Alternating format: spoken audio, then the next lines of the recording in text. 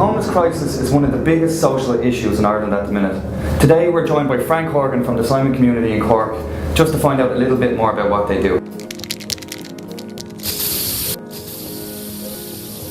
I'm an outreach worker with Cork Simon Community. I suppose I work as one of the team members here in this particular building. It's called Anderson's Quay. If somebody presents themselves, we'll refer them to the homeless persons unit.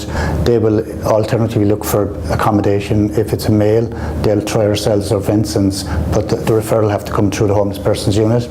When people come in, then they take part in the process of key working. If it's addiction, somebody's working with people will revisit that and ask what the clients would want to do. If somebody needs to start a methadone program, we link them in at their Arbor House or to our own doctor and get that process started.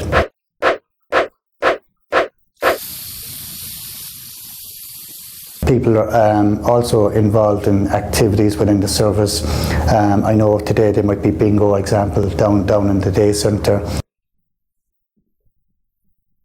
According to the 2011 census, they estimated that there's around 4,000 people living homeless at the minute. We keep statistics on how many people sleep rough in the city every night. We do that on a daily basis. So in 2011 we were down to 2 people who were sleeping rough from a figure of about 25 to 30. In the last particularly 4 to 5 years, that number has gone up. And what do you think is the biggest cause of the rise over the last couple of years? And do you think there's a remedy to it? Lack of social housing, lack of private rented properties. We have a system at the moment here where I suppose the emergency accommodation is full every night. You have people waiting to come in, and then you've no exit for these people. It's like a choke in the system. You get a bit of hostility now and again, and you have to understand where it's coming from. And I think people come, they get frustrated. You know, you're the closest person to them because family ties are all broken, and they're hearing you saying no as well.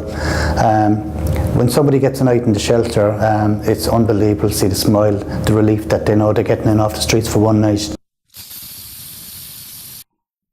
Sleeping bags would be a big thing that I would push for, to be honest with you.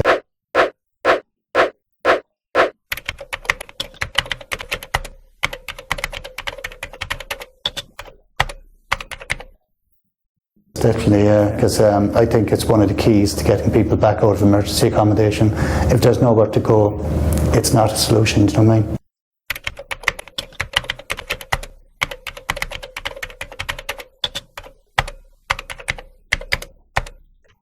Again, it's about providing aftercare houses, taking people when they come back out of treatment, to direct them back into an aftercare house, working on a program, routing them back into emergency accommodation, increasing the risk of relapse or lapse.